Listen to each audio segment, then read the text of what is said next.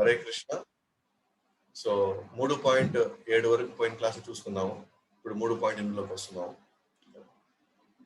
నియతం కురు కర్మత్వం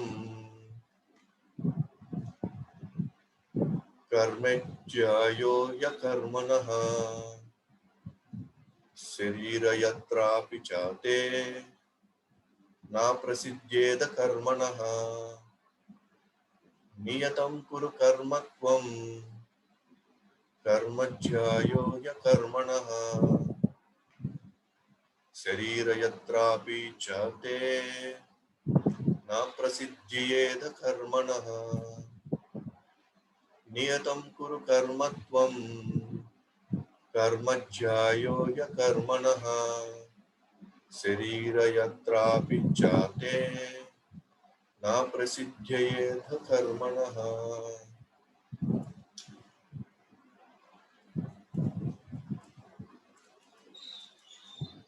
భావం: నీకు చెప్పబడిన కర్మను చేయవలసింది, ఎందుకంటే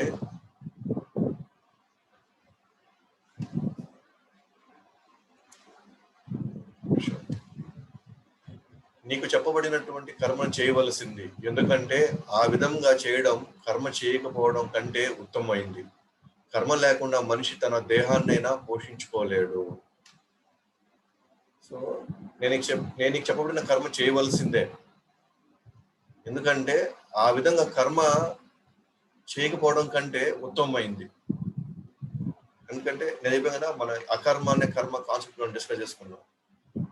అకర్మ అంటే అసలు కర్మ చేయకుండా ఉండడం. కర్మ చేయకుండా ఉంటే ఖచ్చితంగా పాపం అంటుకుంటుంది. అదే కర్మను చేస్తే పాపకర్మైనా రావచ్చు, పుణ్యకర్మైనా రావచ్చు. కానీ కర్మ చేసేది శాస్త్రబద్ధంగా ఉండే తోడ్పాటుతో కానీ ఉన్నట్లయితే, లేకపోతే ఒక గురువు యొక్క దిశానిర్దేశంగా ఉన్నట్లయితే ప్రతిదీ కూడా పుణ్యకర్మలోకి వెళ్ళిపోతుంది. సో పుణ్యకర్మ వస్తేనే మనకి దాని నుంచి వచ్చేటువంటి ఫలితాల వల్ల మనం ఆధ్యాత్మికంగా ఎదగడానికి కొంత వెసులుబాటు ఉంటుంది. కానీ పాపకర్మతో అసలు వెసులుబాటు దానికి అవకాశమే లేదు. అసలు కర్మే చేయకపోతే డెఫినెట్ గా మనం ఈ మానవ జన్మని, మనలో ఉన్నటువంటి ఇంద్రియాలని, లేదా మన మనసుని, మన బుద్ధిని ఎలా మనం దీన్ని వినియోగించాలో మనం తెలుసుకోకుండా నేను అసలు కర్మే చేయను అని అనుకుంటే, అప్పుడు మనం చేయాల్సినటువంటి కొన్ని విధి విధానాలు మనం చేయకపోవడం వల్ల డెఫినెట్ గా కొంతమందికి అన్యాయం జరుగుతుంది. అన్యాయం జరగడంతో డెఫినెట్ గా మనకి పాపకర్మ అనుకుంటుంది. పాపకర్మ మాత్రమే అనుకుంటుంది. ఇక్కడ పుణ్యం లేదు. ఇక్కడ ఏది అకర్మ చేస్తే, ఎందుకంటే ఏమి చేయనప్పుడు బట్ నా మీద ఆధారపడ్డ వాళ్ళని, నా నుంచి ఎదురు చూసే వాళ్ళకి నేను బాధ్యతగా నేను చేయాల్సినటువంటి నేను చేయకపోతే డెఫినెట్ గా నాకు పాపకర్మ తప్ప ఇంక వేరేది ఏది అనుకోదు. అదే మనం కర్మ చేస్తే, మనం చెడు పనులు చేస్తేనే పాపకర్మ వస్తుంది. అదే మనం మంచి దశ నిర్దేశం, ఎవరు శాస్త్రాల దశ నిర్దేశం అయినట్టు లేదా ఆచార్య ఉంటే డెఫినెట్ గా మనకి పుణ్యకర్మ ఎక్కువ చేసుకునే అవకాశం వచ్చి, ఆ పుణ్యకర్మతో మనం అక్కడి నుంచి ఇంకొక లెవెల్కి మనం వెళ్ళొచ్చు అందరం. ఓకే. సో అందువల్ల నువ్వు కర్మ చేయి. ఇప్పుడు ఏది నీ యొక్క విద్యుత్ ధర్మాన్ని నువ్వు నిర్వర్తించు. నువ్వు నిర్వర్తిస్తే డెఫినెట్ నువ్వు రాజు కాబట్టి నీకు 2 ఛాన్సులు ఉన్నాయి. ఒకటి, నువ్వు చనిపోయావు అనుకో, నీకు వీర స్వర్గం వస్తుంది. బతికేవు అనుకో, హ్యాపీగా ఈ రాజ్యాన్ని అనుభవించవచ్చు. సో నువ్వు కర్మ చేయడం వల్లనే నీకు ఈ 2 నీకు మంచి జరుగుతాయి నీకు. కానీ నువ్వు అకర్మ చేస్తే, అంటే నేను కర్మ చేయకుండా నువ్వు కానీ వెళ్ళావు అనుకోండి, నువ్వు యాక్చువల్గా శాస్త్రపరంగా ఒక క్షత్రియుడుగా నువ్వు నీ కర్మను లేదా నీ విధులను నిర్వర్తించడానికి నీకు డెఫినెట్ గా పాపం. ఎందుకంటే నీ మీద ఈ రాజ్యం ఆధారపడి దీంట్లో ఉన్న ప్రజలు రేపు కానీ ఇబ్బంది పడితే, రేపు కష్టపడితే వాళ్ళ జీవితాలు అధోగతి పడితే, నువ్వు చేయగలిగిన పరిస్థితులు నువ్వు ఉండి కూడా నువ్వు కానీ వెళ్ళిపోయినట్లయితే డెఫినెట్ గా వాళ్ళందరికీ ఏదైతే జరిగిందో, వాళ్ళకి ఏదైతే ఇబ్బందికర పరిస్థితులు ఏదైతే కష్టాలు ఏదైతే వాళ్ళు అనుభవించారు, దాన్ని పాప ఫలితం నువ్వు కూడా అనుభవించాల్సి వస్తుంది. అదే నువ్వు చేస్తే, నువ్వు యుద్ధంగా చేస్తే నీకు 2 మంచిగా జరుగుతుంది. స్వర్గమైన వస్తుంది, లేకపోతే అట్లీస్ట్ ఈ లోకంలో రాజ్యం వస్తుంది. కాబట్టి డెఫినెట్ గా నువ్వు అకర్మ కంటే కర్మ చేయడమే మంచిది. సో నీకు చెప్పబడిన కర్మ చేయవలసింది, ఎందుకంటే ఆ విధంగా చేయడం కర్మ చేయకపోవడం కంటే ఉత్తమమైంది. ఇది కర్మ చేయడం, కర్మ చేయకపోవడం కంటే ఉత్తమమైంది. కర్మ లేకుండా మనిషి తన దేహానైనా పోషించుకోలేడు. అసలు మనం పని చేయకపోతే ఇవాళ మనం బతకగలుగుతామా? ఒక మనిషి దున్నకుండా, విత్తనాలు లేకుండా, ఆహారం లేకుండా పని చేయకపోతే అసలు ఇవాళ మన దేహానైనా మనం పోషించగలుగుతామా? లేదా మనం కూర్చోగలుగుతామా? సరే సరే మనమైతే పండించలేదు, కానీ ఆహారం తీసుకుని నోట్ కనీసం మనం నవలాలి కదా, అదేనా కర్మే కదా. నేను అకర్మ చేసుకుంటాను అని చెప్పేసి నేను అసలు ఏ పని చేయలేదు అనుకోండి, అప్పుడు నేను నవలకపోతే అప్పుడు లోపలికి అప్పుడు నాకు ఆహారం అందకపోతే అప్పుడు నా జీవితం ఏమైపోతుంది? అంటే దేహ పోషణకైనా కూడా మనం పని చేయాల్సిందే కదా. దేహ పోషణకైనా మన కర్మ అంటే మనం పనులు చేయాల్సిందే, ఏదో కార్యాలు చేయాల్సిందే. సో కాబట్టి దేహ పోషణకైనా కూడా మనం కార్యాలు చేయాల్సిందే. కాబట్టి డెఫినెట్ గా మరి ఇంత పెద్ద బాధ్యత ఉంది. కొన్ని వందల మంది, కొన్ని వేల మంది నీ మీద ఆధారపడుతున్నారు, ఈ రాజ్యంలో మనుషులంతా కూడా. సో కేవలం ఒక దేహం పోషణకే మనం కర్మలు చేయాల్సి వస్తే, మరి ఇలాంటి ఇంత పెద్ద బాధ్యత నీ మీద ఉన్నప్పుడు నేను నాకు కర్మలు చేసి నేను ఇరుక్కోబోతానేమో, అనవసరంగా నాకు పాపం అంటుకుంటుందేమో, అసలు ఈ లెక్కలో నువ్వు ఉండటం అనేది మంచిది కాదు. కాబట్టి ఖచ్చితంగా నీ కర్మ నువ్వు చేయవలసిందే, లేకపోతే నువ్వు ఇంకా పాపపు కర్మల్లో ఇరుక్కుంటావు. సో ఈ రోజుల్లో కృత్రిమ సొంత జ్ఞానంతో ధ్యానం చేసేవాళ్ళు, గొప్ప పుట్టుక, పదవి, పేరు ఉన్నవారు, లోకాన్ని అన్ని త్యాగం చేసిన వారుగా కనిపిస్తారు.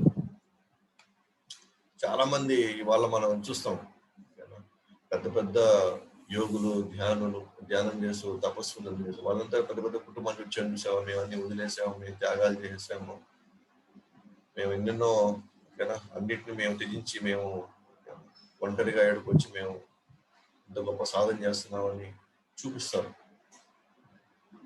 కనిపిస్తారు వాళ్ళు. కానీ హృదయం శుద్ధి పడకుండా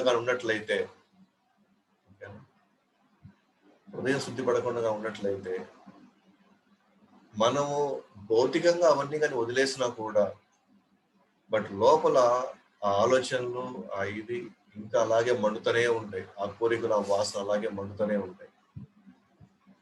చాలా సందర్భాల్లో ఫాల్స్ ప్రెస్టీజ్ కోసం మనం వెళ్ళి అనవసరంగా లోపల ఉన్నటువంటి ఆ భావాలు మనల్ని ఈ రోజు మనం ఉన్నతంగా చాలా మంది కనిపించినా కూడా తర్వాత క్రమంలో ఖచ్చితంగా మనం పతనం అయిపోతాం.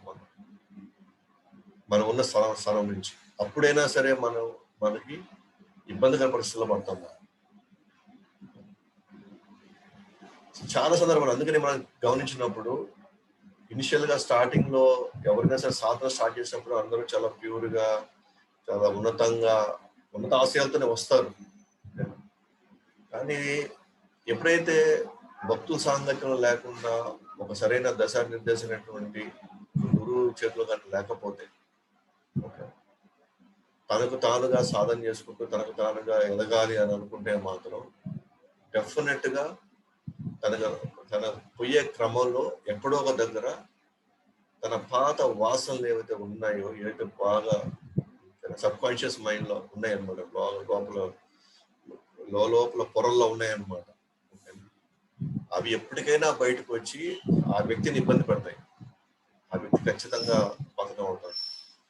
అందుకే ఇప్పుడు మనం ఏదైతే మనం ఇప్పుడున్న మీడియాలో కానీ మనం చూసినప్పుడు ఫలానా సన్యాసి ఇలాగా డబ్బులు సమకూర్చడంలో దొరికిపోయాడు, లేకపోతే స్త్రీల పట్ల ఇలా వ్యవహరించాడు, లేకపోతే ఇంకా దగ్గర మోసం చేశాడు, లేకపోతే ఇలాంటి వార్తలు ఏవైతే ఉన్నాయో, సో చాలా సందర్భాల్లో ఏమైందంటే వాళ్ళలో ఉన్నటువంటి ఎక్కడో సూక్ష్మంగా లోపలటువంటి ఆ భావాలు అవి ఎప్పుడో కొన్ని సంవత్సరాల తర్వాత అది బయటకు వచ్చి అవి వాళ్ళ పతనానికి కారణమైంది. సో అంత మాత్రాన వాళ్ళని మనం ఇమ్మీడియట్ గా వాళ్ళని ఖండించడం, లేదా ఇమ్మీడియట్ గా వాళ్ళని ఇది చేసుకోవడం, తద్వారా మనం సో సన్యాసులు అందరూ అంతేలే, లేదా తపస్సులు అందరూ అంతేలే, ఈ యోగులంతా అంతేలే అని అలాంటి భావనకు రావాల్సిన అవసరం లేదు. సో కానీ వాళ్ళకంతా జరిగింది ఏంటి అని అంటే సరైనటువంటి గైడెన్స్. ఇనిషియల్గా అందరూ సిన్సియర్ గానే స్టార్ట్ అయింది, కానీ తర్వాత అనేక భావాలు మళ్ళీ తోడైనాయి వాళ్ళు పోయే జర్నీలో. అది వాళ్ళు సరిగ్గా చూసుకోవాలి. తర్వాత అవి క్రమంగా అది పెరిగి తర్వాత వాళ్ళకే పతనమైంది, వాళ్ళే పతనం అయ్యారు. కానీ ఇమ్మీడియట్ గా ఇప్పుడున్న పరిస్థితుల్లో మీడియా కానీ అన్ని ఏం చేస్తాయంటే ఫలానా ఈ ఇతను మోసం చేశాడు, ఈ స్వామీజీ మోసం చేశాడు, ఈ సన్యాసి మోసం చేశాడు, అదే ఈ యోగి మోసం చేశాడు అని రకరకాలుగా చెప్తారు. కానీ ఇమ్మీడియట్ మనం ఏమనుకుంటుంటే ఆ యోగులందరూ కూడా ఇట్లాంటి, లేకపోతే స్వామీజీ అందరూ ఇట్లాగే ఉంటారు అని చెప్పేసి మనం ఏం చేస్తాం, అసలు పోకుండా అసలు అది ఏంటో అసలు ఆ మార్గం ఏంటో అసలు ఏం తెలుసుకోకుండా మనం కంప్లీట్ గా మన జీవితం మనం చూసుకుందాం, లేదా మనం చేసే ఉద్యోగం, వ్యాపారం, మన కుటుంబం చూసుకుందాం. అసలు ఈ భక్తి ఈ సాధన మార్గాలన్నీ కూడా అసలు అంతా కూడా బోగస్ ఇదంతా అని చెప్పేసి మనం అనుకునే ఛాన్సెస్ ఎక్కువ ఉంటాయి. మనం అర్థం చేసుకోవాల్సింది, ఒక డాక్టర్ గారిని తప్పు చేసాడు అనుకుంటుంది, ఒక డాక్టర్ గారిని అంత మాత్రం మన అందరు డాక్టర్లు మోసం చేస్తారని చెప్పేసి మనం పోకుండా ఉంటామా హాస్పిటల్స్ కి? ఆ డాక్టర్ మోసం చేసి ఇంకో డాక్టర్ దగ్గరికి వెళ్తాం. అలాగే ఒక వ్యక్తిని నమ్ముకొని అక్కడ మోసం చేసి ఇంకో వ్యక్తి దగ్గరికి వెళ్తాం, వెళ్ళి అసలైనటువంటి వైద్యాన్ని తెచ్చుకుంటాం. అలాగే కూడా అసలైన మార్గాన్ని మనం తెచ్చుకోవడానికి మనం ప్రయత్నిస్తూనే ఉండాలి. కానీ మనం వెంటనే వాళ్ళని తక్కువగా చూసి వెంటనే అందరూ కూడా ఇంతేలే అని అనుకుంటే కూడా పొరపాటు. కానీ వాస్తవానికి మనము మానవ జన్మలో మనం ఉన్నత మార్గంలో స్థిరంగా ప్రయాణించాలంటే మనం ఖచ్చితంగా మాత్రం గురు పరంపరలోని గురువుని ఆశ్రయించి ఎప్పుడు కూడా మనం చెక్ చేసుకుంటూ మనకు కావాల్సింది తెలుసుకుంటూ చూసుకుంటూ క్రమంగా మనం ఎదగలం. సో డెఫినెట్ గా ఇచ్చినటువంటి దశ నిర్దేశంలో మనం ఉండడానికి మనం ప్రయత్నించాలి. అందుకే ఇక్కడ కృష్ణుడు అర్జునుడు నిత్యాచారిగా కంటే కూడా భక్తియుత సేవలో గృహస్థ క్షత్రియుడిగా చూడాలనుకుంటాడు. ఎందుకంటే అది హృదయం శుద్ధి చేస్తుంది. ఫలాపేక్ష లేకుండా మనం మన విద్యు ధర్మాన్ని నిర్వర్తించడం ద్వారా కృష్ణుడి యొక్క భావనలో కానీ ఉండే కనుక మనం గృహస్థ జీవితంలోనే మన పనులు చేసుకుంటూ ఉన్నప్పుడే మన హృదయం శుద్ధి అవుతూనే ఉంటుంది.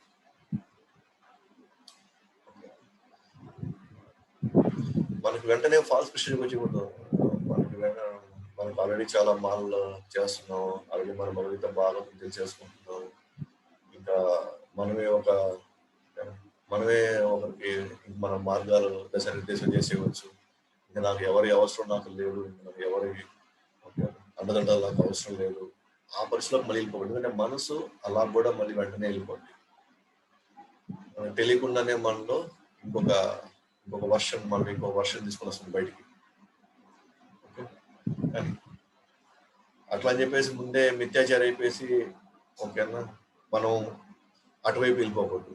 అలా అని ఇట్లా సాధన చేసుకుంటూ కూడా మళ్ళీ ఇట్లా రాకూడదు. ఓకేనా ఈ విధంగా మళ్ళీ. సో అల్టిమేట్ గా ఏంటంటే ఒక ఆచార్యుడి యొక్క దశానిర్దేశంలో మనల్ని మనం చూసుకుంటూ గమనించుకుంటూ ఎప్పటికప్పుడు మన ఆధ్యాత్మిక ప్రగతిలో ఏదైనా అడ్డంకులు వస్తూ ఉంటే దానికి ఎప్పటికప్పుడు క్లారిఫై చేసుకుంటూ మనం ముందు కొనసాగినప్పుడు డెఫినెట్ గా హృదయం త్వరగా శుద్ధి అవుతుంది. కాబట్టి హృదయం శుద్ధి కాకుండా ఒక్కసారిగా బాధ్యతను విస్మరించి మిథ్యాచారిగా మాత్రం మారకూడదు. అది కృష్ణుడి యొక్క ఆదేశం అనమాట అర్జునుడు. అంటే అర్జునుడు త్వరగా బయటపడాలి.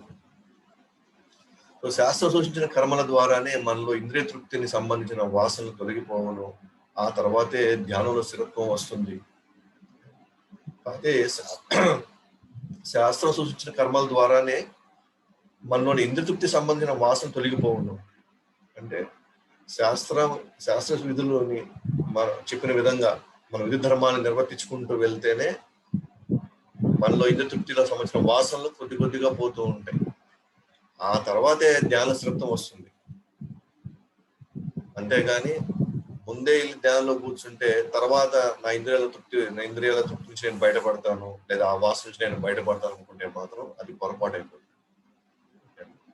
ఎందుకంటే హృదయ శుద్ధి కాకుండా ఎవ్వరం కూడా ధ్యానంలో కూర్చోడానికి అవకాశం లేదు.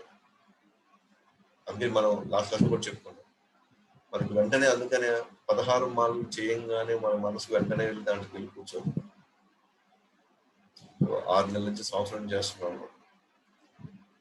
మన భక్తియుత సేవల్లో బాధ్యతగా ఉన్నటువంటి సేవలు మనం తీసుకుంటేనే ఆ సేవ ద్వారా దాంట్లో మనం ఎలాంటి ఫలాపేక్ష లేకుండా ఆ సేవలు చేయడంతో హృదయ శుద్ధి అయితే అప్పుడు మనకి 16 మాలు మన నామ జపం మీద మన మనసు స్థిరం అవుతుంది.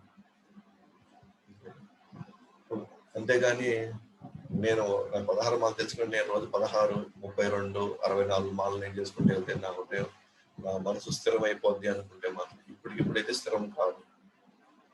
అందుకే మొదట మనకి ఇంద్రియాలని భగవంతుడి సేవలో లేదా భగవంతుడు నిర్దేశించినటువంటి సేవల్లో మనం నిమగ్నం అయితేనే మన ఇంద్రియాలు అసలు తృప్తి పడటం, మనసు తృప్తి పడుతుంది, క్రమంగా హృదయ శుద్ధి అవుతుంది, ఆ తర్వాత మనకి స్థిరత్వం వస్తుంది.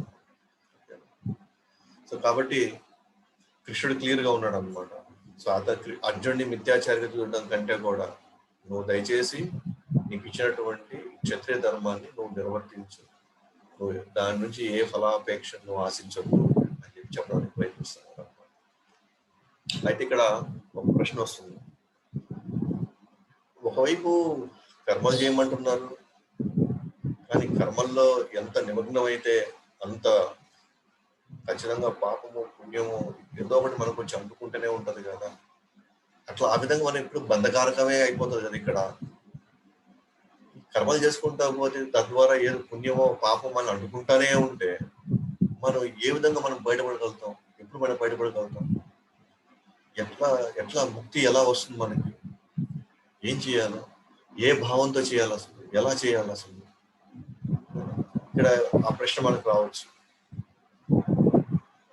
ఒకవైపు కర్మలు చేయమంటున్నారు, ఇప్పుడు దాకా ఎన్నో జన్మలుగా నేను కర్మలు చేసుకుని రావడం వల్లనే ఈ కుటుంబానికి సేవ చేయడం ద్వారానో, లేకపోతే నా వ్యవస్థలకి నేను సేవ చేయడం ద్వారా, లేదా నా కమ్యూనిటీకి నేను సేవ చేయడం ద్వారా చేసుకుంటే వస్తేనే నా కర్మలు మోపిడైనాయి. ఎన్నున్నాయో నాకే తెలియదు. తద్వారా నేను జన్మలు నేను చేసుకుంటూనే ఉన్నా, మళ్ళీ కొత్త కర్మలు చేసుకుంటూనే ఉన్నా. అంటే ఇంకెంతకాలం నేను ఈ సైకిల్లో ఉండేది? ఇంకా ఎంతకాలం ఇలా నేను చేసుకుంటూ పోవాలి? ఎప్పుడు నాకు ఇంకా విడుదల ఇక్కడ నుంచి నాకు? మరి కర్మలు చెయ్యాలి, కానీ నాకు కర్మలు అంటకూడదు, లేదా ఆ కర్మకు సంబంధించిన రియాక్షన్స్, ప్రతిచర్యలు నాకు అంటకుండా ఉండాలంటే నేను ఏం చేయాలి? దానికి కృష్ణుడు సమాధానం ఇస్తున్నాడు. యజ్ఞార్థాత్ కర్మణోన్యత్ర లోకోయం కర్మ బంధనః తదర్థం కర్మ కౌంతేయ ముక్త సంగ సమాచర. యజ్ఞార్థాత్ కర్మణోన్యత్ర లోకోయం కర్మ బంధనః తదర్థం కర్మ కౌంతేయ ముక్త సంగ సమాచర. యజ్ఞార్థాత్ కర్మణోన్యత్ర లోకోయం కర్మ బంధనః తదర్థం కర్మ కౌంతేయ ముక్త సంగ సమాచర. చాలా ఇంపార్టెంట్ శ్లోకం, ఖచ్చితంగా మనందరం కూడా నేర్చుకోవాలి దీన్ని. సో ఎస్, ఏ విధంగా నేను కర్మలు చేస్తూ కూడా నాకు ఈ కర్మలు అంటుకోకుండా ఉంటాయి. నీళ్ళలో ఉండి కూడా నాకు ఆ నీరు నాకు అంటుకోకుండా ఉంటుంది. నీటిలో దిగితే నీరు అంటుకోవాలి, మనకి నీరు అంటుకుంటుంది కదా. మన శరీరం నీరు, మనం వేసుకున్న బట్టలు ఖచ్చితంగా దాంట్లో నీరు చేరుతుంది. అలాగే కర్మలు చేస్తూ కూడా మన కర్మలు చేసిన కర్మలు అంటుకుంటాయి, కానీ కర్మలు చేస్తే కర్మ అంటుకోకూడదు. దానికి ప్రతి చర్యలు మనకు అనుకోకూడదు. అంటే పాపమో పుణ్యం ఏది మనకు అనుకోకూడదు. ఏది అంటుకున్నా మళ్ళీ బంధకారకం అయిపోతాం. మళ్ళీ ఈ భౌతిక జగత్తులో మనం బంధకం ఏర్పడిపోతాం. అలాగే నీళ్ళలో ఉండాలి, కానీ నీరు అంటుకోకూడదు. దానికి కృష్ణుడు చెప్పాడు, విష్ణు కొరకు యజ్ఞ రూపంలో కర్మ చేయాలి, లేకపోతే ఈ భౌతిక జగత్తులో కర్మ బంధకారకం అవుతుంది. అందుకే ఓ కుంతి పుత్ర, అతని ప్రీతి అర్థమే నీ కర్మలను చేయవలసింది. ఆ ప్రకారంగా నీవు సర్వదా బంధ విముక్తుడై ఉంటావు.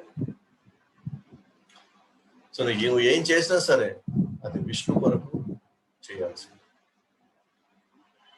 ఒకవేళ అది విష్ణు భావంతో లేదా కృష్ణుడు భావంతో కానీ మనం కానీ చేయకపోతే ఖచ్చితంగా అది భౌతిక జగత్తులో కర్మ బంధకారకం. ఖచ్చితంగా మన కర్మలు వెంటాడు. అది పుణ్యం అవ్వచ్చు, పాపం అవ్వచ్చు, మనం వెంటాడు. ఏదున్నా ఈ అకౌంట్ లో ఏదున్నా సరే మనం ఈ భౌతిక జగత్తులో అవి తీర్చుకోవాల్సింది. పుణ్యం చేస్తుంటే పుణ్యం సంబంధించినటువంటి వెసులుబాటును, దానికి వచ్చేటువంటి అనేక ఫెసిలిటీస్ అవన్నీ మనం అనుభవించాలి. మంచివి అనుభవించాల్సింది, చెడు వస్తే చెడు అనుభవించాల్సింది. కాబట్టి నీ కర్మలో అతని ప్రీతి అర్థమే చేయాలి. ఎవరి ప్రీతి అర్థము? కృష్ణుడి ప్రీతి అర్థం.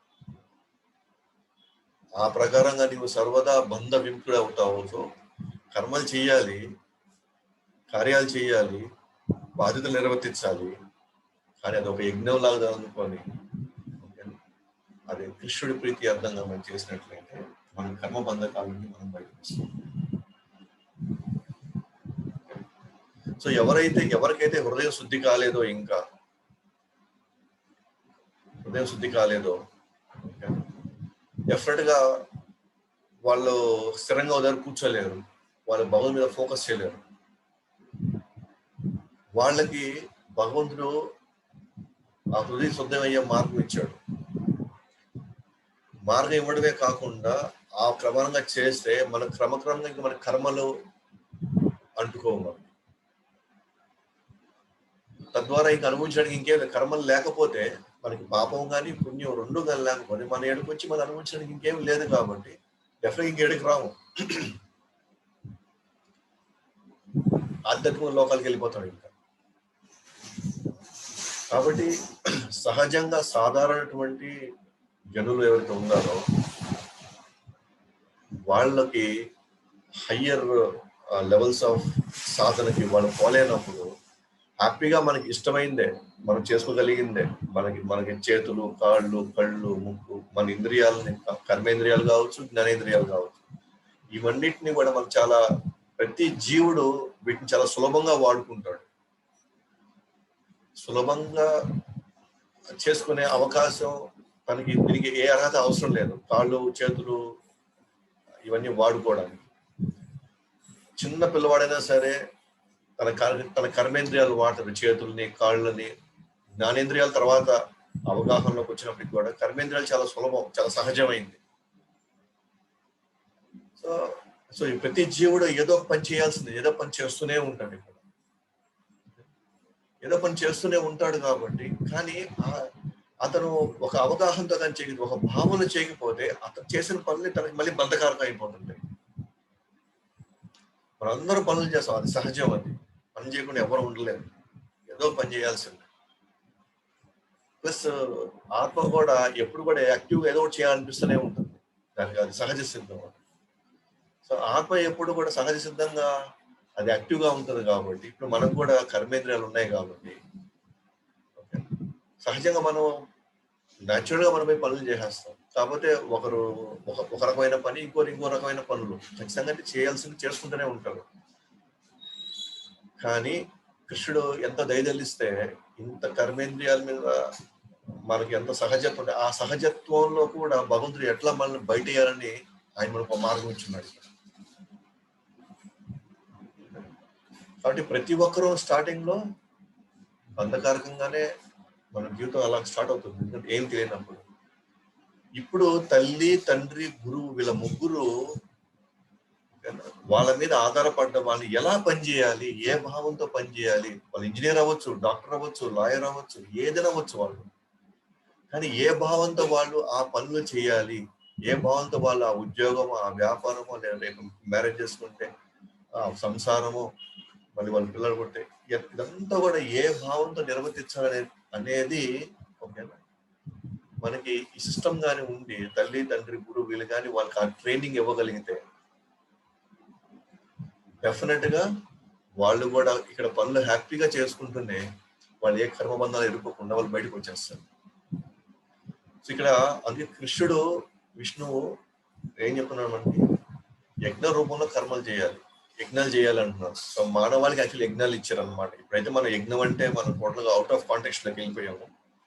కానీ ఒకప్పుడు మానవాళి మొత్తము యజ్ఞాలు చేస్తూనే ఉండేవాళ్ళు. దేనికైనా సరే, ఒక వర్షం పడాలన్నా, ఒక మంచి సంతానం కలగాలన్నా, లేకపోతే ఒక మంచి పెళ్లి జరగాలన్నా, దేనికైనా సరే యజ్ఞాలు ఇచ్చారు. యజ్ఞాలు ఎందుకు ఇచ్చారు అని అంటే డెఫినెట్ గా మనం కర్మ నుంచి బయటపడి ఒక మంచి వాతావరణంలో సుస్థిరంగా, శాశ్వతంగా, ఆనందంగా ఈ భౌతిక జగత్తులో మనం జీవిస్తూ అట్ ద సేమ్ టైం రేపు చనిపోతే కంప్లీట్ గా ఏంటి నుంచి మనం బయటపడిపోవడానికి. ఎందుకంటే యజ్ఞాలు చేసిన వాళ్ళకి కర్మ ఫలితాలు లేవు. ఇంకా వాళ్ళు రాదండి. ఇక్కడ ఒకవైపు జీవించినంత కాలం కర్మలు లేకుండా, కర్మలు ప్రతి కర్మలు లేదా ప్రతి చర్యలు ఏమి లేకుండా, రియాక్షన్స్ లేకుండానే ఇక్కడ జీవిస్తున్నాడు. ఇంకా రియాక్షన్స్ లేవు కాబట్టి మళ్ళీ తిరిగి రావడం. డెఫినెట్ గా యజ్ఞాలు చేయాల్సిందే అంటున్నాడు. యజ్ఞాలు ఎవరి కోసం చేయాలా? కృష్ణుడు విష్ణువుకి చేయాలి. అప్పుడు మాత్రమే మనం బంధకాలను, మనకి ఇక్కడ ఏ కర్మను మనం బంధించలేము మనం. అంతేగాని మనము దేవతలు ఆరాధించిన, లేకపోతే ఇంకెవరో ఏదో ఇన్స్టిట్యూట్లు పట్టుకొని ఆ మార్గం ఈ మార్గం అని కృష్ణుడితో సంబంధం లేకుండా, విష్ణుతో సంబంధం లేకుండా చేసే ఏ చర్య అయినా సరే బంధకారం అయిపోతుంది. ఆ లెక్కను మనం ఎత్తుకుందాము. ఓకే, మన కృష్ణ చేతుల్లో ఒక రాకముందర మనం కొంతమందికి మంచి చేస్తున్నాం, కొంతమందికి చెడు చేస్తున్నాం, అన్ని రకాలుగా మనం కార్యక్రమాలు చేస్తుంటాం. కానీ ఇప్పుడు ఎన్ని బంధకారకాలు అయి ఉన్నాయి. ఆ లెక్కన అంతకుముందు అన్ని జన్మల ముందర, ఇంకొన్ని యుగాల ముందర, ఇంకెన్ని జన్మల ముందర ఎంత బంధకారకం అయి ఉంటే అవన్నీ ఎప్పుడు మనం బయటపడాలి. సో కృష్ణ మనకి ఇక్కడ అవకాశం ఇచ్చారన్నమాట. యజ్ఞ రూపంలో కర్మ చేయాలని. అప్పుడే మనం బంధం నుంచి విముక్తి అయిపోతాం. అందరూ అనుకుంటున్నాం కదా, ఎప్పుడు నేను ఈ కర్మ నుంచి బయటపడతాను, ఎంతకాలం నాకు ఈ వ్యధ ఎంతకాలం నేను వీటన్నిటి నుంచి నేను దూరం అవుతాను అని అందరికీ ఉందన్నమాట. అర్థమైపోయింది ఈ జీవితంలో మనకి కష్టాలు, ఇబ్బందులు, అవమానాలు ఇవన్నీ మనం ఎదుర్కోవాల్సిందని అర్థమైపోయింది. కానీ బయటపడాలని కూడా లోపల అనిపిస్తా ఉంది, బయటపడాలి ఇక్కడి నుంచి. కానీ బయట ఎలా పడాలనేది మాత్రం మనకి ఎవరికి మార్గం లేదు, తెలియదు. ఏదో బయటపడాలి అని చెప్పేసి మనం తిరుగుతాం అనమాట. కానీ ఎవరెవరికో మనం బలైపోతుంటాం. అని అందుకే భగవద్గీతలో మనకి కృష్ణుడు మనలోకి వచ్చినటువంటి ఆ భావన ఏదైతే ఉందో, నేను ఎప్పుడు ఈ కర్మ నుంచి నేను బయటపడాలి, ఎలాంటి కార్యాలు చేస్తే, ఏ భావంతో నేను కార్యాలు చేస్తే నేను బయటపడగలను అనే దానికి కృష్ణుడి మనకి ఇక్కడ సమాధించాలన్నమాట. ఇక్కడ యజ్ఞం అంటేనే విష్ణు, యజ్ఞం అంటే విష్ణు అంతే. యజ్ఞం అంటే దానికి పూర్తిగా భోక్త, దాన్ని అనుభవించేవాడు విష్ణుడు.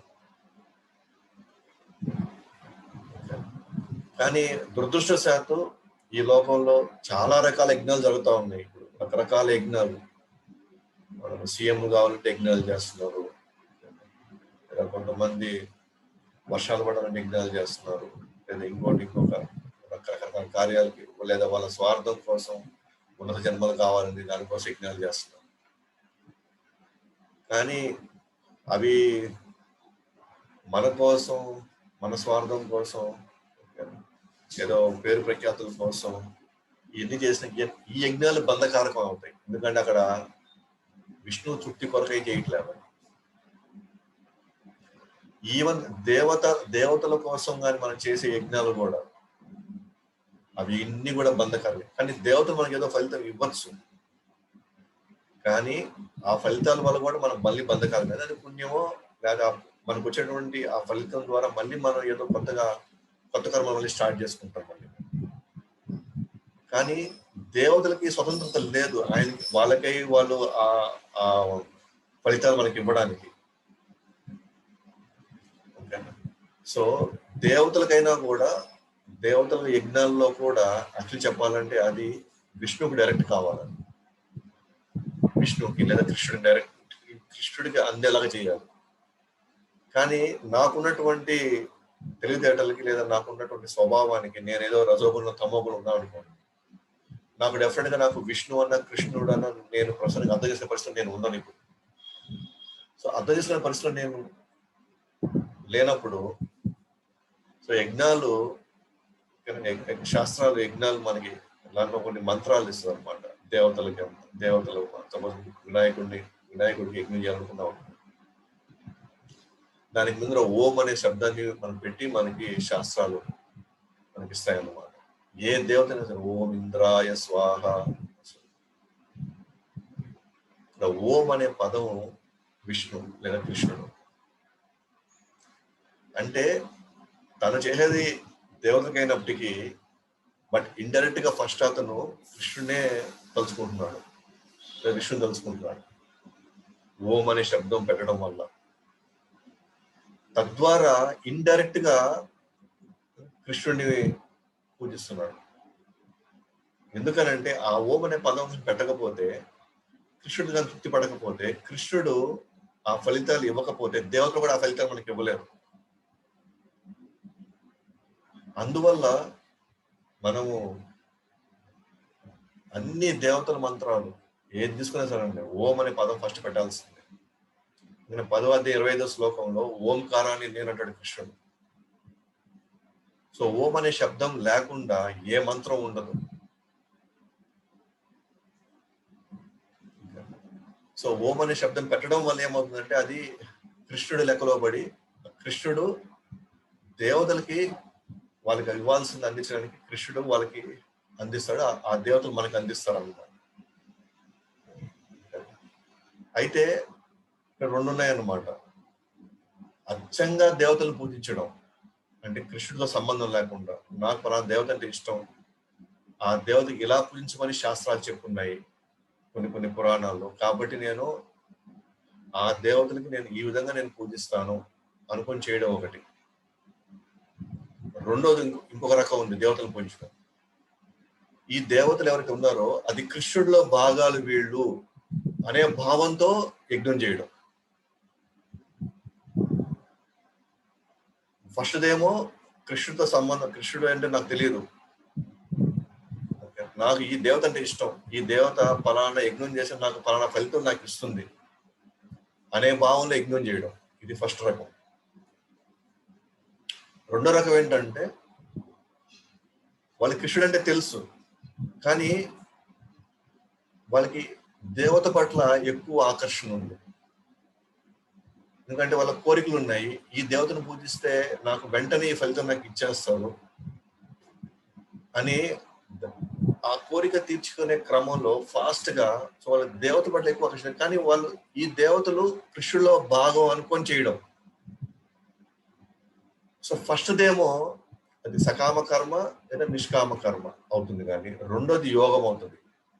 ఎందుకంటే కృష్ణుడిలో భాగాలుంటుగా వీళ్ళు చేస్తున్నారు ఈ దేవత. ఉదాహరణకి సూర్యుడు ఎవరు అనుకుంటే సూర్యుడికి మనకి సూర్యుడు ఎవరు, కృష్ణుడి యొక్క కళ్ళు అంటే కృష్ణుడిలో భాగాలు సూర్యుడు. అలాగే ఇంద్రుడు ఎవరు, కృష్ణుడి యొక్క చెయ్యి ఇంద్రుడు. అంటే వాళ్ళు కృష్ణుడి యొక్క ఆధిపత్యాన్ని అంటే ఆయన యొక్క సుప్రీమసీని వాళ్ళు యాక్సెప్ట్ చేస్తున్నారు, కానీ దేవతలు పూజిస్తున్నారు.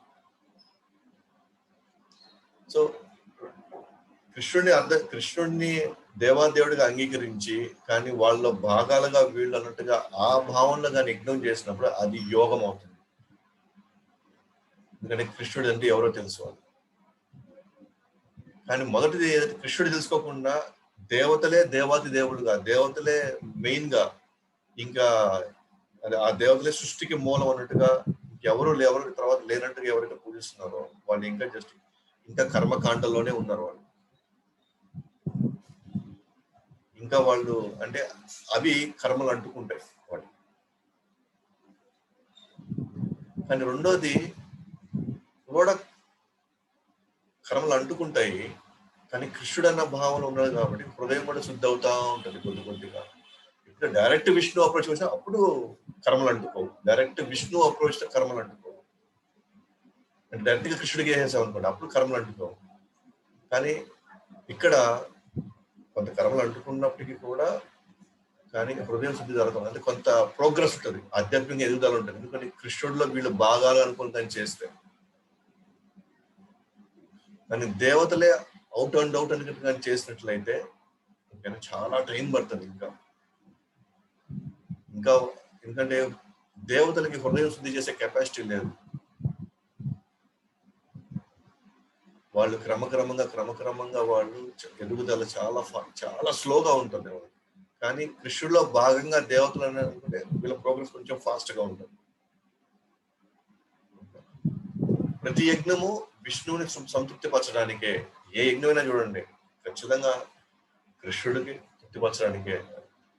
అల్టిమేట్ భోక్త 5:29 శ్లోకంలో భోక్తారాం యజ్ఞ తపసాం సర్వలోక మహేశ్వరం సుహృదం సర్వభూతం ఆత్మామాం శాంతి మృచ్చతి. సో అందరినీ అన్ని యజ్ఞాలకి ఆయనే భోక్త. ఆయన తృప్తి పడకపోతే ఈ దేవతలు ఏం చేయలేరు. యజ్ఞాల్లో ఆయన తృప్తి పడుతున్నాడు కాబట్టే సో ఈ దేవతలు మనకి ఏదైనా చేయగలుగుతున్నారు. దేవతలకి స్వతంత్రంగా వాళ్ళు ఏది ఇవ్వడానికి కానీ చేయడానికి కానీ వాళ్ళకి అటువంటి స్వతంత్రత లేదు. వాళ్ళు దేవాదేవుడి మీద ఆధారపడాల్సిందే. కానీ భగవంతుడు ఏం చేస్తున్నాడు అంటే యజ్ఞాలు ఇచ్చి మనకి, యజ్ఞాల ద్వారా మనం కృషి తృప్తిపరచగలిగితే హ్యాపీగా మనం కర్మల నుంచి మనం బయటపడిపోతాం.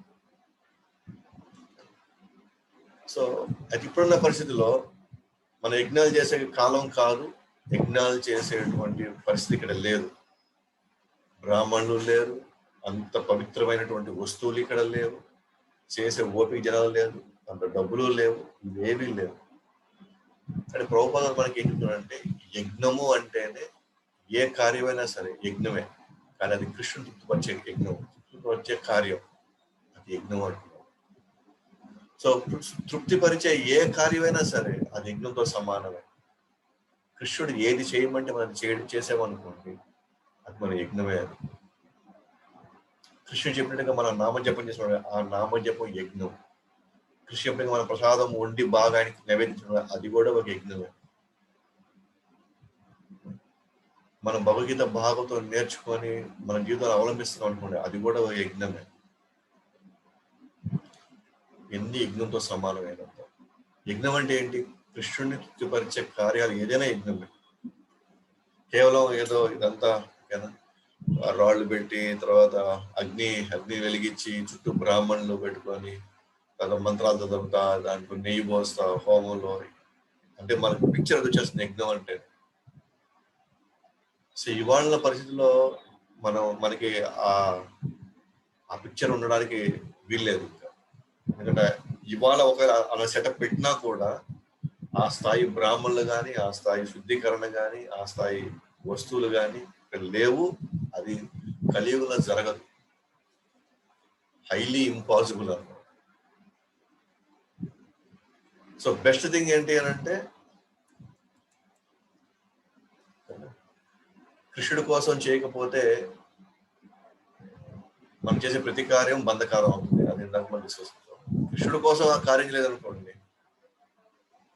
మనం చేసే ప్రతి కర్మ బంధకారకం అయిపోతుంది. మనం చూసినప్పుడు మన సొసైటీలో మనం కూడా కృష్ణుడిలోకి రాకముందర మనం చేసిన ప్రతి చర్య, మంచి అయినా చెడైనా సరే, మళ్ళీ మన కర్మల్లో మనల్ని బంధించేసి. సో అయితే ఎలా ప్రతి కార్యాన్ని మన కృష్ణుడి భావంలో లేదా కృష్ణుడిని తృప్తిపరిచేలాగా మనం వ్యవహరించాలి, ఎలా మనం చేయాలి అంటే ఖచ్చితంగా గురు యొక్క నిర్దేశంలో మనం చేయాల్సింది. స్టార్టింగ్ మనకు తెలియదు ఎలా మనం అప్లై చేయాలి దీన్ని అని. ప్రతి ఉదయం లేచినప్పటి నుంచి రాత్రి పడుకునే దాకా ప్రతి కార్యం మనం చేసేది, ఒక వంట వండడం కావచ్చు, ఒక బట్టలు ఉతకడం కావచ్చు, ఒక ఆఫీస్కి వెళ్ళి మనం ఇచ్చిన టాస్క్ మనం నిర్వర్తించడం కావచ్చు, వ్యాపారంలో మనం చేసే అనేక కార్యాలు ఇవన్నీ కావచ్చు, ప్రతిదీ కృష్ణుడి భావంలో కృష్ణుడి తృప్తిపరిచేలాగా మనం ఎలా ఈ కార్యం చేయడానికి మన దగ్గర ఐడియా లేదు. మనకి మన ఊహల్లో కూడా ఊహించలేము. అందుకే మనకి గురువు యొక్క దశ నిర్దేశం ఉంటేనే మనం చేసే ప్రతి కార్యం బంధకారకం కాకుండా ఆయన చూసుకుంటాడు. ఏ భావంలో ఇది చేస్తే నువ్వు చేసినా కూడా ఇది నీకు అంటుకోకుండా నువ్వు ఎలా బయటపడాలని చెప్పగలుగుతావు. ఓకే, సో మనకు ఒకవేళ అప్లై చేసే కెపాసిటీ ఉన్నప్పటికీ కూడా సో 2-3 ఓకేనా బాధ్యతలు ఒక్కసారి వచ్చినప్పుడు అప్పుడైనా మళ్ళీ మనం షేక్ అయిపోతాం. ఇప్పుడు ఏది ఫస్ట్ చేయాలి, ఏది తర్వాత చేయాలి, ఏది ఎట్లా చేస్తే మనం ఓకే మనం ఇరుక్కోకుండా భగవంతుని తృప్తిపరిచేలాగా మనం ఏం చేయగలుగుతాం. మనం అర్థం చేసుకోవాల్సింది ఏంటంటే ఏ స్థాయిలో అయినా సరే మనం ఎంత గొప్ప జ్ఞానం అయినా సరే పరిపూర్ణంగా మనకి సమస్తం మనకు తెలిసినా సరే ఇంకా మనకి గురువు యొక్క ఆదేశం, గురువు యొక్క డైరెక్షన్ ఎప్పటికీ అవసరం. ఉదాహరణకు మనం వ్యాసదేవుని తీసుకున్నాం అనుకోండి. సో వ్యాసుడు భాగవతంలో ఒక వేదాన్ని 4 వేదాల కింద, 4 వేదాలను మళ్ళీ ఉపనిషత్తులు, పురాణాల కింద అన్ని, తర్వాత మహాభారతం, ఇతిహాసాలు ఇవన్నీ చేసిన తర్వాత ఎందుకు ఎన్ని చేశాడండి? కేవలం కలియుగంలో ఉన్నటువంటి మనలాంటి వాళ్ళని రేపు ఈ శాస్త్రాలని అర్థం చేసుకునే పరిస్థితిలో మనం ఉంటామేమోనని ఆయనే చాలా క్రమక్రమంగా వాటిని మనకు అర్థమయ్యేలాగా తర్వాత ఎంతో మందిని ఋషుల్ని పట్టుకొని దాన్ని చాలా సులభతరం చేసి మనకి మహాభారత రూపంలో అందించేశాడు. అంటే ఆయనకి మించి ఇంకెవరిని ఇక్కడ జ్ఞానం ఉన్న వాళ్ళు ఇంకెవరైనా ఉంటారా? వ్యాసుడికి మించిన వాళ్ళు ఎవరైనా ఉంటారా? అవకాశం లేదు. అయితే అలాంటి వ్యాసుడికి కూడా అసంతృప్తి వస్తుంది. నేను ఎంతో కఠినంగా అన్ని నియమాలు పాటిస్తూ దేన్ని ఉల్లంఘించకుండా ఎంతో పవిత్ర భావంతో అద్భుతమైన సాధనతో ప్రజల యొక్క మేలు కోరి వాళ్ళు ఎట్లా ఈ బంధకాల నుంచి వాళ్ళు పూర్తిగా బయటపడతారో అని వాళ్ళ గురించి నేను ఆలోచించి నేను ఇంత పెద్ద ఇన్ని పుస్తకాలు, ఇన్ని విభాగాల కింద నేను వేదాలు రాశాను, రాయిపించాను, అయినా కూడా నాకు అసంతృప్తి అంటాడు. అసంతృప్తి వచ్చినప్పుడు ఏం చేశాడు ఆయన? లేదు, నా ప్రకారంగా నాకు తెలుసు, నేను అప్లై చేయగలను, నేను ఇది చేయాలన్నమాట, నెక్స్ట్ నేను ఇది అవ్వాలన్నమాట, నెక్స్ట్ లేదా నేను ఇది సరిగ్గా చేయలేదు కాబట్టి నేను నా వంతుగా నేను పోయి నాలాంటి వాడు పోయి ఈ పరిస్థితిలో కూడా నేను పోయిన గురువుని అంటే గురువు ఏమనుకుంటాడు? ఇప్పుడు గురువు నన్ను ఇప్పుడు నన్ను వెటకారంగా నన్ను లేదా నన్ను ఇబ్బంది కలిగే పరిస్థితులను పెడతాడేమో, లేదా నన్ను నీ అంతటి వాడే నువ్వే చేసుకోకపోతే ఇంకా ఏంటని చెప్పేసి అతను అన్నప్పుడు నేను ఎలా నా మొహాన్ని ఎలా చూపించాలి? అవన్నీ అనుకోలే వ్యాసుడు. అంత పెద్ద అఫ్కోర్స్ చెప్పాలంటే ఆయన శక్త్యావేశ అవతారం కృష్ణుడి యొక్క శక్త్యావేశ అవతారం ఆయన. సో అలాంటి ఆయనకు కూడా ఒక పరిస్థితి ఆయనకు అసంతృప్తి వస్తుంది. ఎక్కడ లోపం జరిగింది? ఎందుకు ప్రజలు ఇంకా కోరికలు తీర్చుకునే క్రమంలోనే వాళ్ళ జీవితాలు కొనసాగిస్తున్నారే? నేను వాళ్ళకి ధర్మార్థ కామ మోక్షాల్లో ముక్తికి వెళ్ళిపోవాలని నేను చెప్పినా కూడా ఇంకా వాళ్ళు కోరికల్లోనే, ఇంకా అర్థం సంపాదించడంలోనే వాళ్ళ జీవితం కొనసాగిస్తారు. ఎక్కడ లోపం జరిగింది అని ఆయన కూడా అసంతృప్తిలోనే ఉంటుంది. అంటే నేను బట్టి మనకు అర్థమైందంటే జ్ఞానం అల్టిమేట్ ఎండ్ లో ఉన్నా కూడా మనకు అసంతృప్తి రావడానికి అవకాశం ఉంది. సో అల్టిమేట్ గా నారదుల వారు వ్యాసుడికి ఏం చెప్పాడు? నువ్వు భాగవతం రాయి, నువ్వు ఆ దేవాదేవుడి గురించి నువ్వు క్లియర్ చేసి పర్ఫెక్ట్ గా చెప్పలేదు, ఆ దేవుడి యొక్క లీలను ఎక్స్ప్లెయిన్ చేయలేదు, ఆ దేవుడిని ఎలా చేరుకొని కావాల్సిన మార్గాన్ని నువ్వు నిర్దిష్టంగా ఇదే మార్గం అని నువ్వు చెప్పలేవు. ఇంతకుముందు ఏం కర్మ మార్గం, కర్మయోగం ఉంది, జ్ఞాన యోగం ఉంది, అష్టాంగ యోగం ఉంది, భక్తి యోగం ఉంది, దేవుళ్ళు అంటే అందరూ దేవుళ్ళే అన్నట్టుగా అంతా అన్నిట్లోనూ అందరినీ పెట్టేసావు, అన్ని మార్గాలు పెట్టేసావు. కానీ ఎవరైనా సరే సీరియస్ గా ఉండి శుద్ధ భక్తిలో నాకు ఏ కోరిక తీసుకున్నాక నాకు ఎటువంటి నాకు వాటి మీద ఏమాత్రం వ్యామోహం లేదు అని వాళ్ళకి నేను ఆ శాస్త్రాలు చెప్పినట్టు ఆ ఒక్క దేవుడిని నేను చేరుకోవాలంటే నాకున్న మార్గం ఏంటని నువ్వు నిర్దిష్టంగా అలాంటి వ్యక్తికి ఏదైనా ఒక పర్ఫెక్ట్ స్టేట్మెంట్ వరకు ఇచ్చావా అసలు?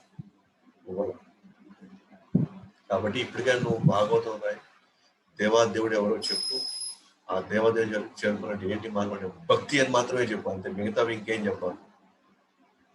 యోగ మార్గం ఉందలే, జ్ఞాన మార్గం ఉందలే, కర్మ మార్గం ఉందలే, ఎన్నిటి నువ్వు ఆల్రెడీ ఈ కిచిడి జరిగిపోయింది ముందంతా. అందుకే జనాలకు కూడా ఎటు పోవాలా, ఏం చేయాలా, ఎటు అసలైన దేవుడు ఎవరు, ఎలా చేరుకోవాలి, అన్నిట్లో రకరకాలుగా కన్ఫ్యూజ్ అయిపోయావు.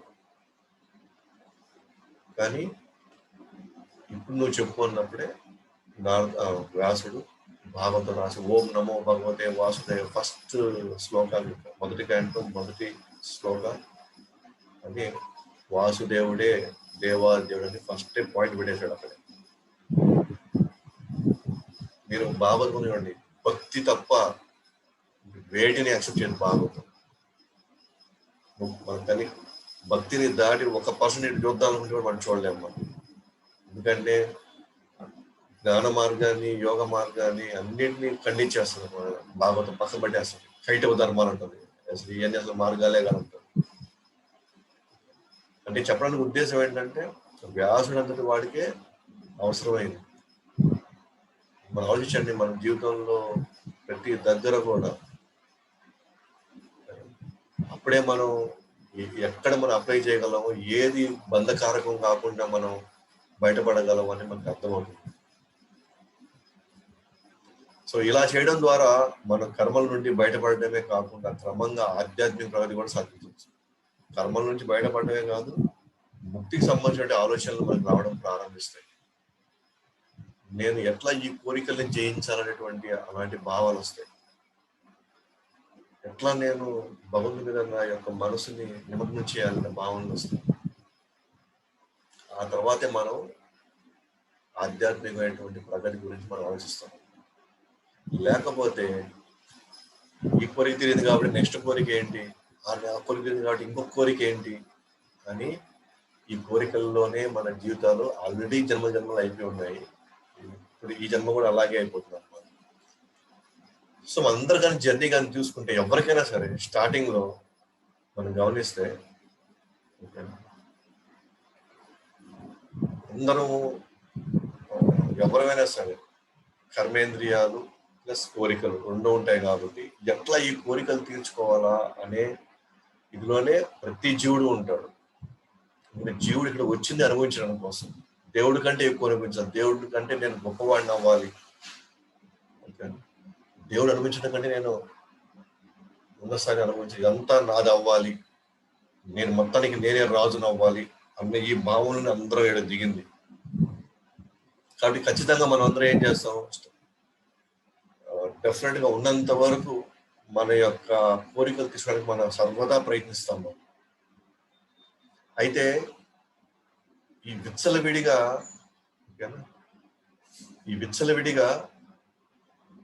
ఈ ఇంద్రియ తృప్తి కోసం మనం వెంపర్లాడుతున్నప్పుడు కేవలం ఏమైంది, అన్ని పాపకరంగా చేసుకుంటే వెళ్తున్నాం మనం.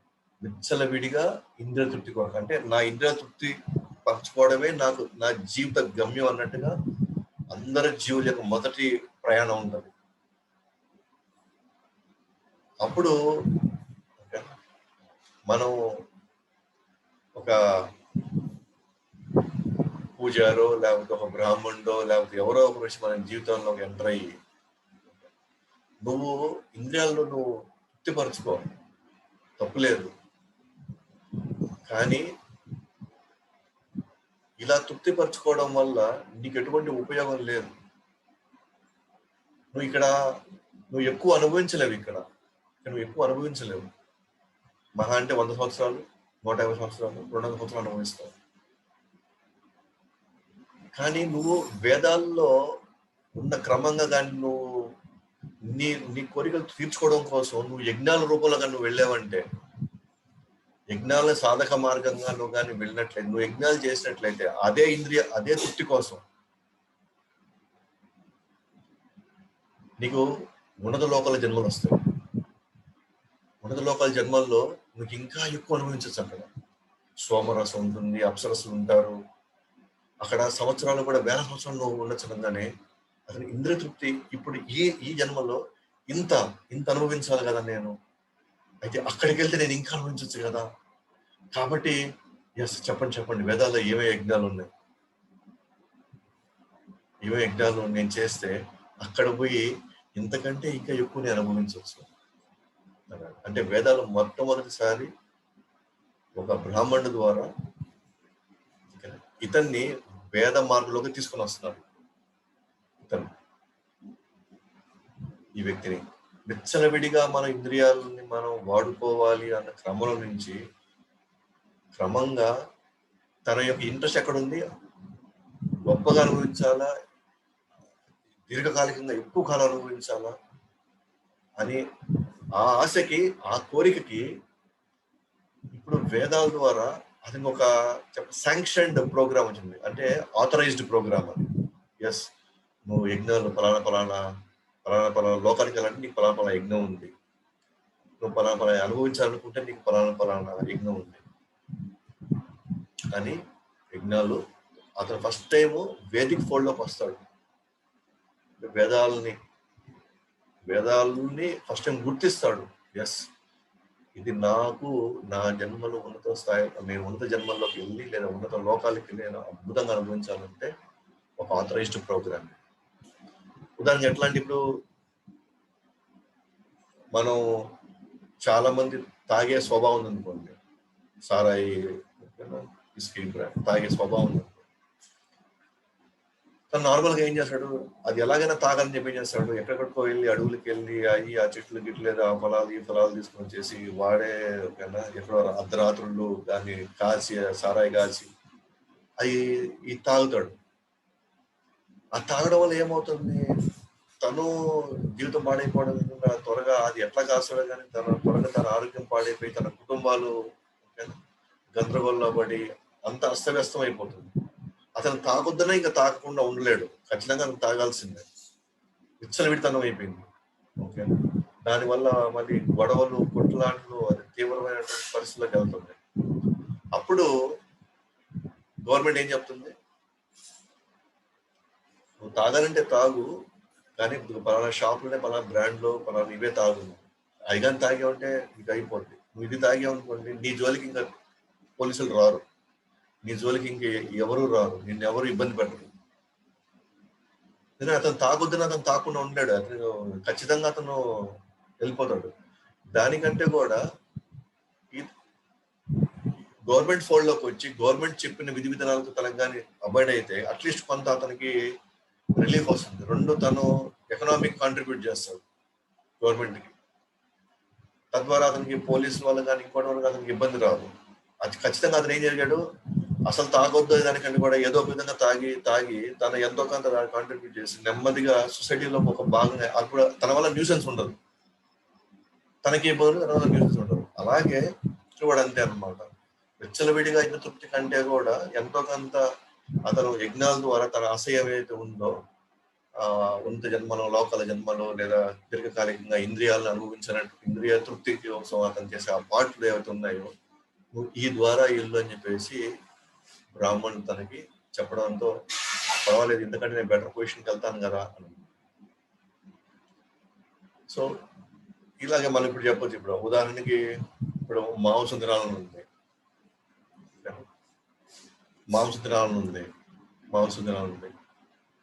వద్దనుకున్న మాంసం తింటాం, తినొద్దన్నా కూడా తింటాం, తింటే కానీ మనకు నిద్రపడదు.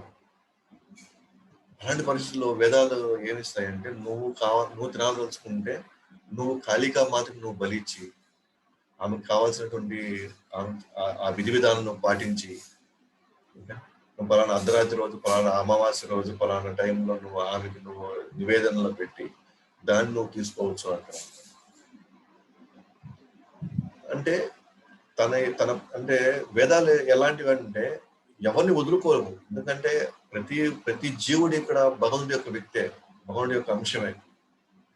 కానీ గత జన్మల్లో తను చేస్తున్నటువంటి అనేక కార్యక్రమాలు లేదా కర్మల వల్ల తన భావాలు పూర్తిగా ఇవాళ మారిపోయేసి విచ్చమిడితనంలోకి వెళ్ళి ఎట్టనే సరే నా ఇంద్రియాలు నేను తృప్తిపరచుకోవడమే అత్యంత నాకు ముఖ్యమైంది అన్న భావంలో తన జీవితాన్ని గడుపుతున్నప్పుడు అతను ఇంకా కర్మబంధకాలు ఇంకా ఘోరంగా ఇరుక్కోబోతున్నాడు.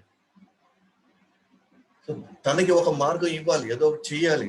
తను నువ్వు తినవద్దు, నువ్వు తాగొద్దు అంటే తను తాకుండా ఉంటాడు, తినకుండా ఉంటాడు. దానికి ఒక మార్గం ఏంటంటే కాళికా మాతను నువ్వు బలించుకో. నెమ్మదిగా అది కాళికా మాత ప్రసాదం అయిపోతుంది. అది కొంతకాలం అయిన తర్వాత పలానా అమావాస్య రోజు పలానా అడవిలోకి వెళ్ళి నేను ఇంత చేయడం అవసరమా, దానికి నేను మానేస్తే ఏమి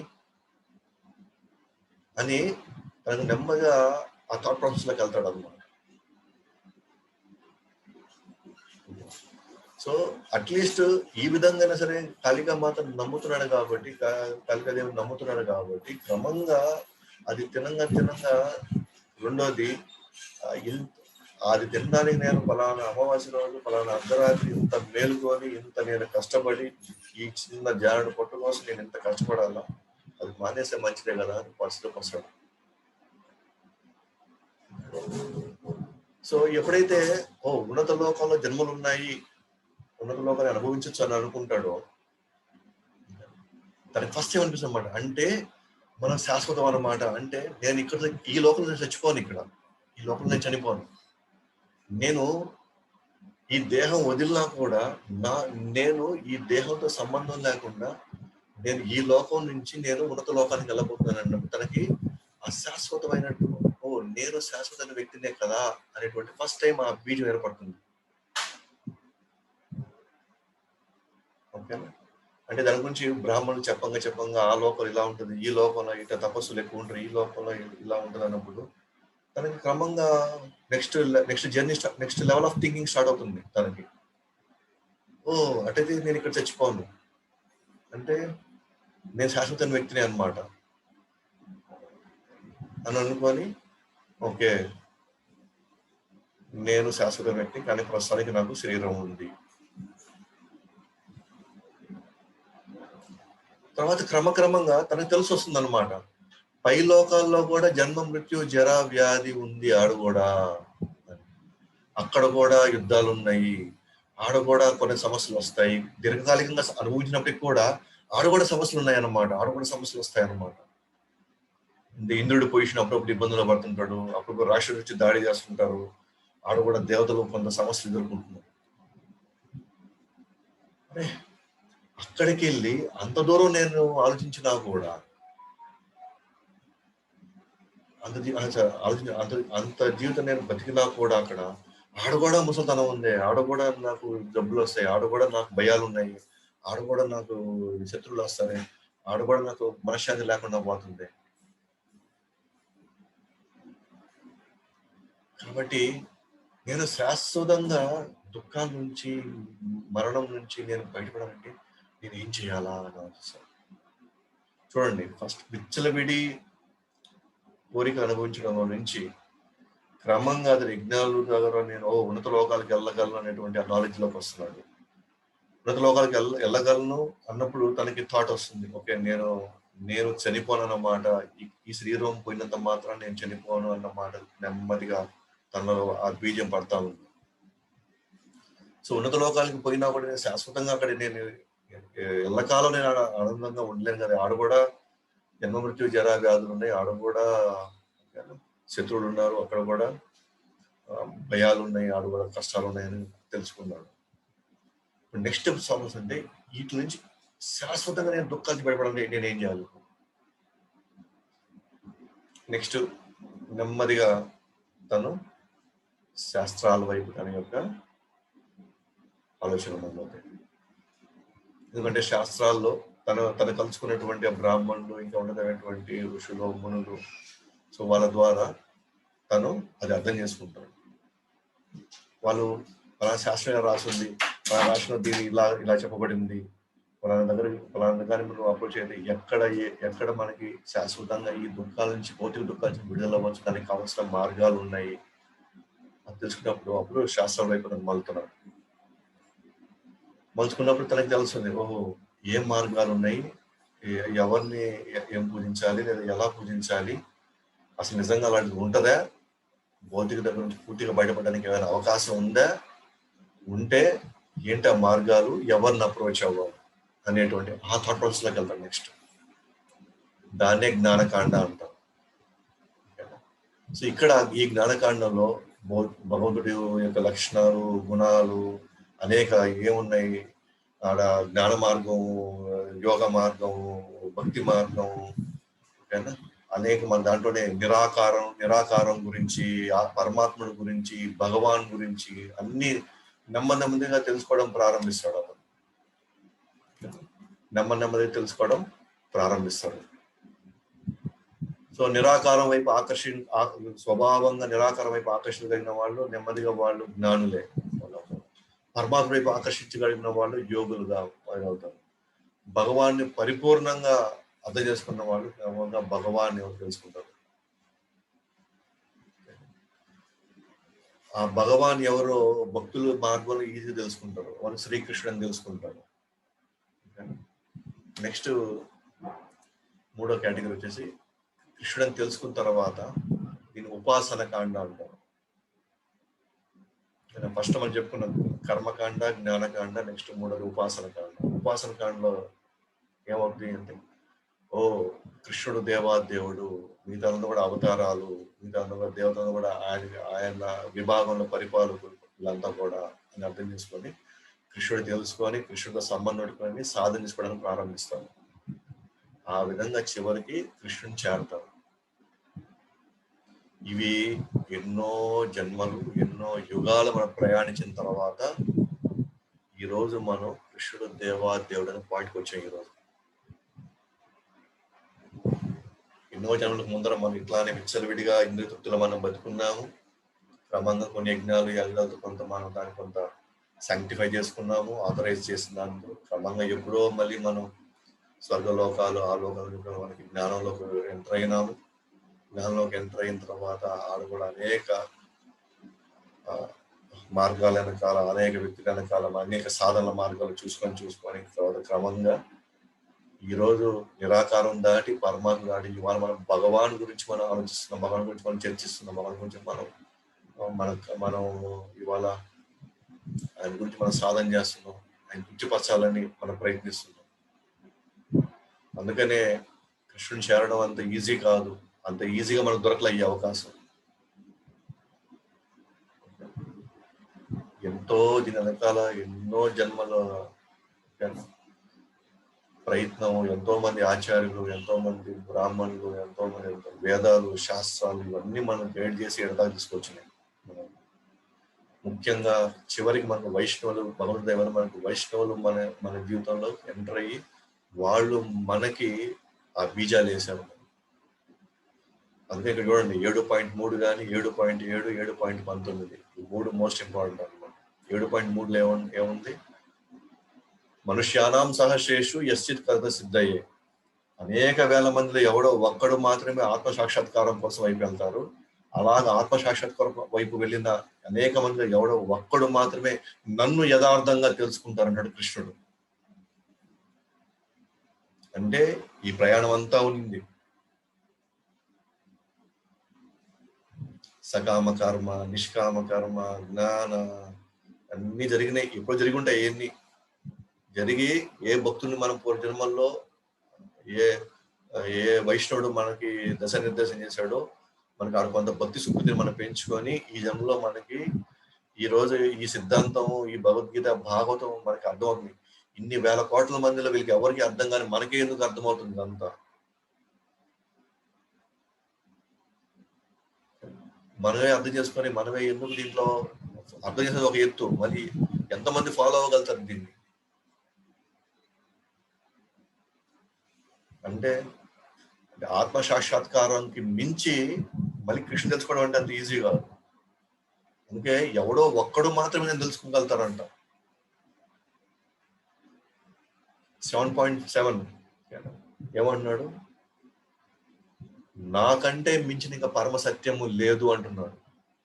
అంటే ఇంక కృష్ణుడికి మించి ఇంకేం లేదు. అంటే కొంతమంది అంటారు కృష్ణుడికి మించి నిరాకారం ఉంది, నిరాకారం నుంచి ఆకారం తీసుకున్నాడు కృష్ణుడు అంటారు. కానీ 7.7 కృష్ణుడు ఏమంటున్నాడు, నాకంటే ఇంక వేరే పరమసత్యమే లేదంటున్నాడు.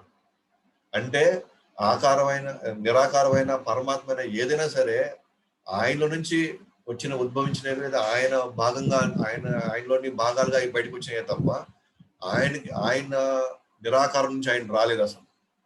ఒకవేళ నిరాకారం నుంచి కానీ వచ్చింటే అప్పుడు 7.7 అనేటువంటి ఈ వాక్యం తప్పు అయిపోతుంది, అది అబద్ధం అయిపోతుంది. అబద్ధం అంటే అర్థం ఏంటి?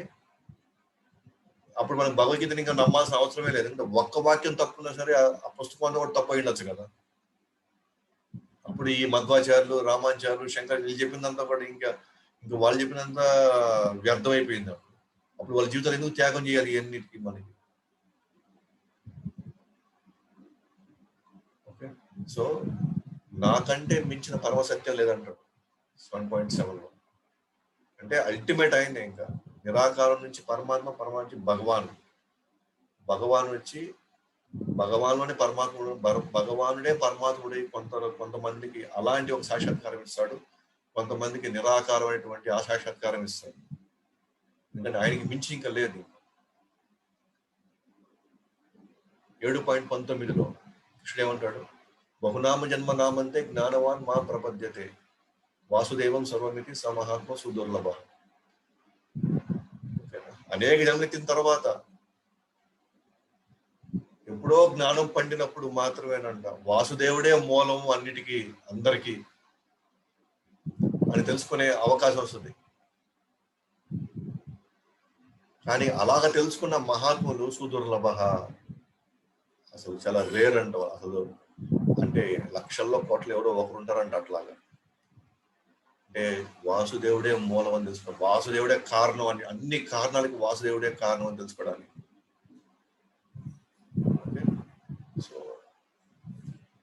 సో అందుకనే మనం గమనిస్తే ఇక్కడ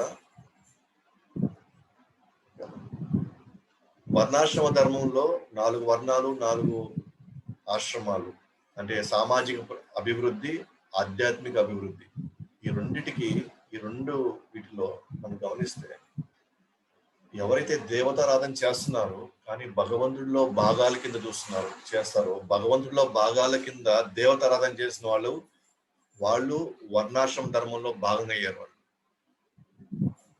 అంటే వాళ్ళు వర్ణాశ్రమ ధర్మాన్ని పాటిస్తారు. కానీ వర్ణాశ్రమ ధర్మం యొక్క ఉద్దేశం ఏంటంటే ఫైనల్ గా కృష్ణుడిని చేరుకోవడమే వర్ణాశ్రమ ధర్మం యొక్క ఉద్దేశం. ఇక్కడ ఎన్ని వర్ణాలైనా ఉండండి, ఎన్ని ఆశ్రమాలైనా ఉండండి, ఎన్ని ఉండవనుకోండి, 4 ఉంటాయి. వీటి అంతిమ లక్ష్యం ఫైనల్ గా మనం కృష్ణుని చేరుకోవాలా. ఇవాళ నేను దేవతారాధన చేయొచ్చు, కానీ అల్టిమేట్ గా వర్ణాశ్రమ ధర్మం యొక్క ఉద్దేశం కృష్ణుడు సరెండర్ అవ్వడమే అన్ని వర్ణాలు, అన్ని ఆశ్రమాల యొక్క ఉద్దేశం. క్రమంగా మనం కృష్ణ భక్తికి మనం పూర్తిగా సరెండర్ అయ్యేదానికి మనం ఈ వర్ణాశ్రమ ధర్మాన్ని ఏర్పాటు చేసినట్టు భగవంతుడు. అయితే అందరూ ఒక్కొక్క లెవెల్లో ఉన్నారు కాబట్టి అందరినీ క్రమక్రమంగా వాళ్ళని వేదాల ద్వారా, తీర్థాల ద్వారా, బ్రాహ్మణుల ద్వారా, వైష్ణవుల ద్వారా, ఆచార్యుల ద్వారా క్రమంగా ప్రతి జీవుడిని ఆ స్థితికి తీసుకోవాలని కృష్ణుడు అనేక సిస్టమ్స్, అనేక దాని ఏమంటారు పుస్తకాలు, వ్యవస్థలు ఆయన నడుపుతున్నాడు. ఆయన అది ఆయన దయ. ఇనిషియల్ గా ఎవరైతే కేవలం దేవత కోరికలు తీర్చుకునే క్రమంలో కేవలం దేవతలే దేవాది దేవుళ్ళుగా ఆలోచిస్తారో వాళ్ళు ఇంకా వర్ణాశ్రమంలోకి రాలా. వాళ్ళు ఇంకా వాళ్ళ స్వభావాలను బట్టి ఎవరైతే దేవతలు పూజిస్తారో వాళ్ళు ఇంకా వర్ణాశ్రమంలో, అంటే అది ఇంకా భక్తి కిందకే రాలా అసలు. అది ఇంకా అసలు మార్గంలోనే లేదు అసలు. కానీ ఎవరైతే దేవతలు ఆరాధిస్తారు కానీ వాళ్ళు కృష్ణుడిలో భాగం కింద చేసేవాళ్ళు వాళ్ళు వర్ణాశ్రమంలోకి వచ్చేసారు. వర్ణాశ్రమంలో వచ్చిన వాళ్ళకి త్వరగా వాళ్ళ పురోగతి ఉంటుంది అన్నమాట, ఆధ్యాత్మిక వైపు, శుద్ధ భక్తి వైపు. నెక్స్ట్ ఏమవుతుంది, భగవంతుని మీద పూర్తిగా నమ్మకం ఉంది భగవంతుని మీద, కానీ ఇంకా వాళ్ళ లోపల ఇంకా నేను ఇంకా యోగాసనాలు చేయాలని, ఇంకా ధ్యానాలు చేయాలని ఉంటుంది వాళ్ళకి. కానీ వాళ్ళు కృష్ణుడు దేవతడు అని తెలుసు, కానీ వాళ్ళు ఇంకా ఆ భావాలు ఉంటాయి. కొంతమంది జ్ఞానం అంటే ఇంకా నేను కొత్త కొత్త పుస్తకాలు చదవాలి, ఇంకా నేను జ్ఞానం తెలుసుకోవాలి, ఇంకా ఆ పురాణంలో ఏం రాసిందో, ఈ పురాణంలో ఏం రాసిందో అది నేను తెలుసుకోవాలి అనుకున్నాను. ఇదంతా జ్ఞాన మార్గంలో ఉండేవారు. వాళ్ళు దేవాదేవుడు అని తెలుసు, కానీ ఇంకా ఏదో చేయాలి, ఇంకా ఏదో ఉందేమో, ఇంకేదో చేయాలేమో అన్నట్టు ఉంటారు. అలాగే కర్మ మార్గంలో కూడా ఇంకా నేను ఎవరికైనా ఇంకేదైనా చేయాలేమో, ఇంకేదైనా పూజలు చేయాలేమో, అంటే వాళ్ళ దేవుడు అంటే నమ్మకం ఉంది, కానీ ఇంకా వాళ్ళలో ఇంకా పూర్తిగా సరెండర్ అవ్వాల. ఇంకా ఇంకేదైనా కొద్దిగా యాడ్ చేద్దాం, ఇంకేదైనా చేద్దాం అన్నట్టుగా ఉంటారు అన్నమాట. వీళ్ళు అట్లీస్ట్ దేవతారాధన భగవంతుల భాగాలు ఇక్కడైనా ఇండైరెక్ట్ వర్షిప్ అన్నమాట. భగవంతుడిపై పూర్తి నమ్మకం ఉంది, ఇక్కడేమో డైరెక్ట్ వర్షిపే ఉంది, కానీ లోపల కొన్ని భావాలు ఉన్నాయి ఇంకా. బట్ శుద్ధ భక్తి అంటే జ్ఞానం లేదు, యోగం లేదు, కర్మ లేదు, ఏం లేదు. కంప్లీట్ కృష్ణుడు ఏది చెప్తే అది అంతే. కృష్ణుడు ఎలా ఉండమంటే ఎలా పాటుపడే. నాకు ఇంకా రెండో థాట్ ఇంక వేరే వాళ్ళ గురించి కానీ వేరే దాని గురించి అసలు ఆలోచించలేదు. కృష్ణుడు ఏది చెప్తే అది 100% పాటించడానికి జీవితాన్ని పణంగా పెట్టేది శుద్ధ భక్తి.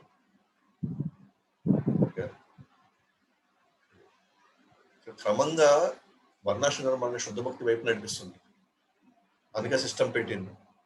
కానీ మన దౌర్భాగ్యం ఏంటంటే ఇవాళ వర్ణాశ్రమం లేదు, యజ్ఞాలు లేవు, శాస్త్రాలపై నమ్మకం లేదు. ఇంత గందరగోళంలో మనకి ఎక్కడ మనశ్శాంతి వస్తుంది, ఎక్కడ మనకి సుఖం వస్తుంది, ఎక్కడ మనకి ఒక క్రమ పద్ధతిలో మనం ఎక్కడున్నామో మనకి ఎలా తెలుస్తుంది? అందుకే కృష్ణుడు మనకి క్లియర్గా మన కర్మబంధం నుంచి బయటపడడానికి మనకు ఒక అవకాశం ఇచ్చడం అన్నమాట. కర్మలు చేయకుండా ఉండలేము, మనం చేసే తీరాలి. ఎందుకంటే మనలో ఉన్న గుణాలు మన కర్మలు చేయడానికి మనం ప్రేరేపిస్తాయి. నిస్సహాయంగా మనం వెళ్ళి కర్మలు చేయాల్సిందే. అయితే అది చేసేది కృష్ణ సంబంధంలో మనం చేయగలిగినట్లయితే మనం క్రమక్రమంగా కర్మబంధనాల నుంచి బయటపడుతూనే హృదయం శుద్ధి అవుతూ ఉంటుంది. సో ఆ విధంగా 3.9 మనకి ఏమి చేస్తే మనం పరిపూర్ణంగా కర్మల నుంచి మనం బయటపడవచ్చు అనే దానికి మనకి కృష్ణుడు మనకి ఆదేశించినటువంటి ఈ యజ్ఞాలు, యాగాలు, శాస్త్రాలు, వీటి ద్వారా మనం బయటపడవచ్చు. ఒకవైపు మనం మన బాధ్యత నిర్వర్తిస్తూనే, అది మోస్ట్ ఇంపార్టెంట్ పాయింట్. సో ఆ విధంగా ఈరోజు ఈ సెషన్ క్లోజ్ చేస్తున్నాను. సో మీకు ఏదైనా సందేహాలు ఉంటే అడగచ్చు. రేపు కొత్త సెక్షన్లోకి ఎంటర్ అవుతాం అన్నమాట. సో ఎవరికైనా కానీ ఏదైనా సందేహాలు ఉంటే మీరు అడగచ్చు.